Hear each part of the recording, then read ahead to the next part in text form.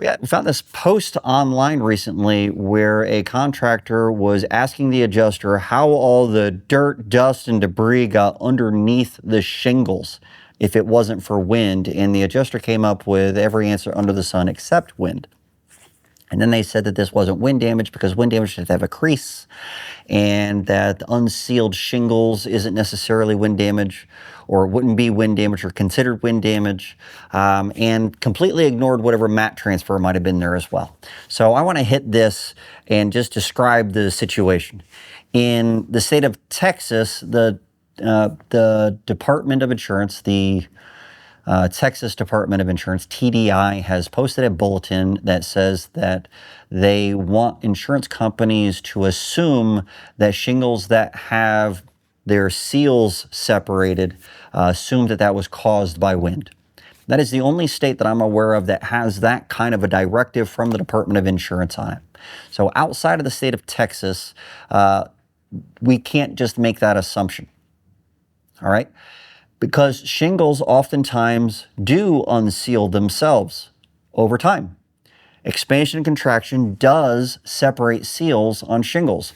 The sealant that is used is a glue that does get worn out, and it does get old, and it does deteriorate.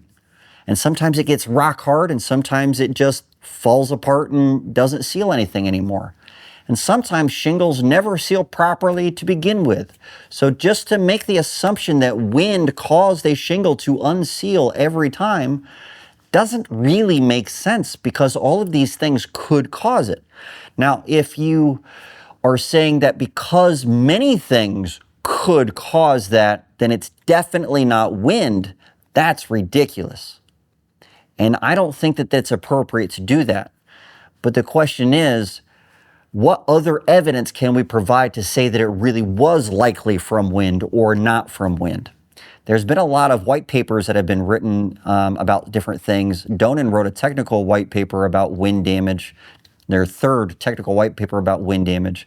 And they specified, they called it delamination, but they were talking about mat transfer. They specified that if there was mat transfer, then it would be impossible, or an argument against wind being the culprit would be irrefutable. That's the wording that they used. Now, I disagree with that, because someone could easily go out there and just rip the shingle up. So you could argue that it's vandalism. So it definitely could be refuted if you thought it was vandalism. And then they said that if there was no mat transfer, then an argument for wind damage could not be supported. And I disagree with that as well. So, and all that really is based on the premise that Donan has, that improper installation or wear and tear are a proximate cause of wind damages. So they still say that wind damage is occurring, but the cause of loss is improper installation or wear and tear. They still call it wind damage in the paper, though, so they know that wind is involved, which makes that the intervening cause or the proximate cause for most states, the way they define it. I am probably going above everybody's heads real quick. Let me boil this down to something very simple. If the seals were broken by wind and there's no other damage on the roof, what would be a proper repair for that? Do you have to replace the shingles? Would a reasonable repair be resealing the shingles? Shingle manufacturers do allow you to seal their shingles by hand. When making spot replacements, you can take a shingle out, put a new shingle in, and then you have to put dollops of sealant on the surrounding shingles as a part of a standardized spot replacement repair. That is industry standard. If you're installing new shingles and it's above a 2112 pitch, the manufacturers require you to use hand sealant, because there isn't enough weight when the shingles are hanging at a steep enough angle. Isn't enough weight from the shingle to seal the shingles appropriately. It's not activating the sealant that's on the shingles automatically. So would an appropriate repair be to hand seal the shingles? Maybe. And if that is what the repair is, would that exceed the deductible? Would it be worth a claim? Probably not, unless there's other damages. So a lot of this premise from this particular post is that all of this debris that's underneath these shingles must have been put there by wind. And that's probably true. It was put there by wind. Because how does it get under there otherwise? It's going against gravity.